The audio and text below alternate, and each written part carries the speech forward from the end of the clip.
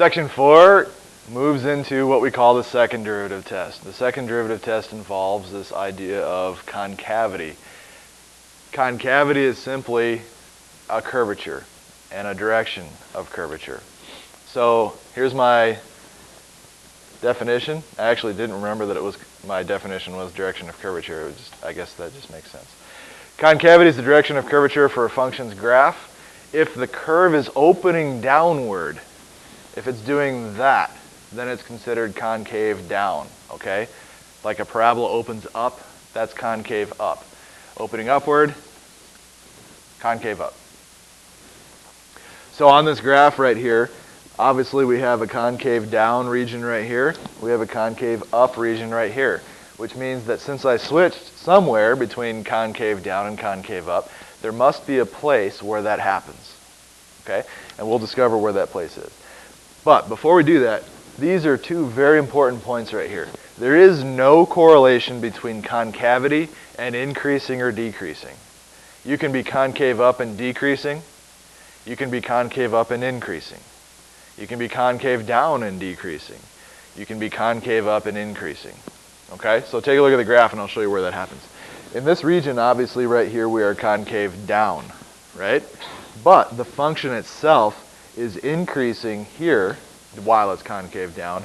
The function itself is decreasing here while it's concave down. The function is still decreasing here, but now it's concave up. And then the function turns around and starts increasing again, and it's concave up still. Okay, so that's what that first one means.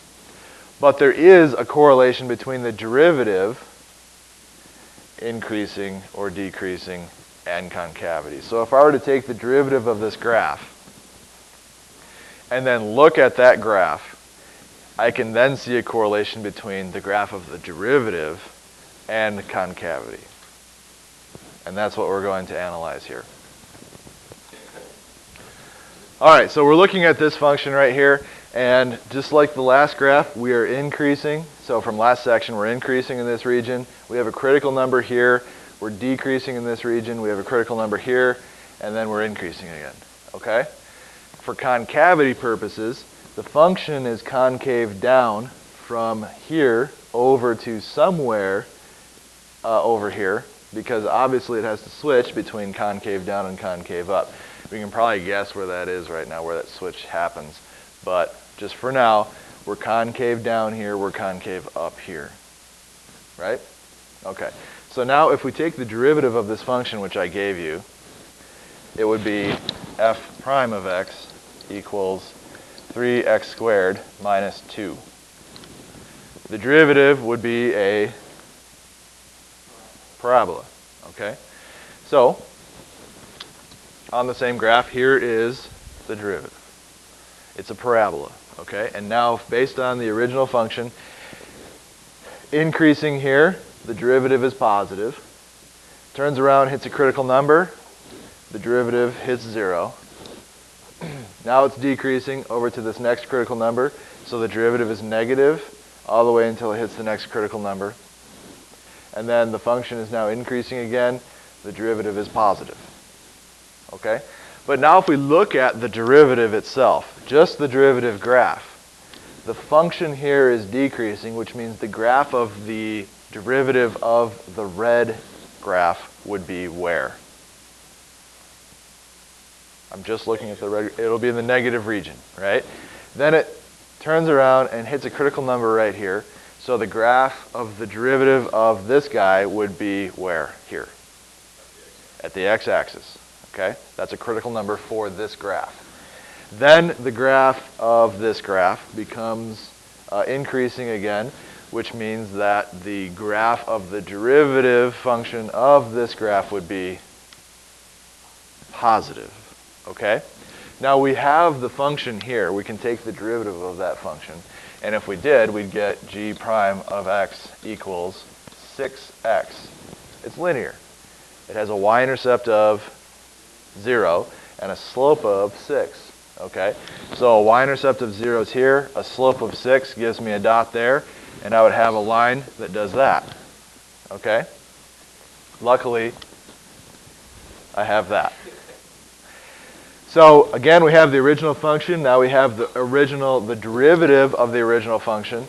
And now we have, this would be f double prime of x. This is f prime of x. And this is f of x sitting here, okay? Now, the same function here, the same function here, and now I have the second derivative graph sitting here. So like we said, for my red parabola here, the function is decreasing. The derivative of that is in the negative region. The function hits a critical number here. The second derivative graph hits 0 here, and now the function is increasing again. Okay? So the question is, how can I apply this graph right here, to the first derivative?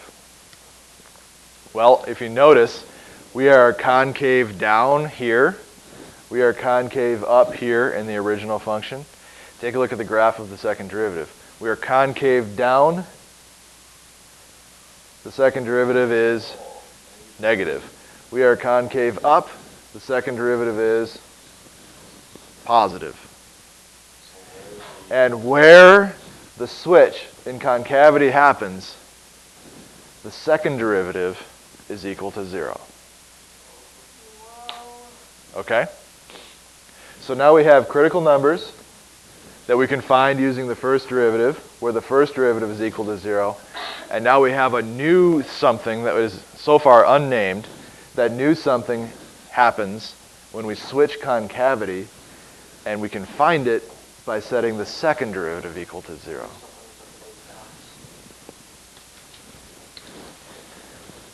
That new point is called the point of inflection, or inflection point. You find your inflection points by making those are the x values at which the function switches concavity. And this is the second derivative equivalent of critical numbers. So inflection points occur when the function is discontinuous, potentially, or when the second derivative is equal to 0. So we still have to treat these numbers like critical numbers, in that if you have a discontinuity, you potentially have an inflection point. But mostly we're going to set the second derivative equal to 0. The easiest way to find concavity is to find your inflection points, then set up intervals, and choose test values just like we did in the last section for finding increasing or decreasing. And then this is the most important thing right here. If your second derivative, when you pick those test values and plug them into your second derivative, if your second derivative is positive, then you are concave up over the entire interval. If your second derivative is negative, then you are concave down again over the entire interval.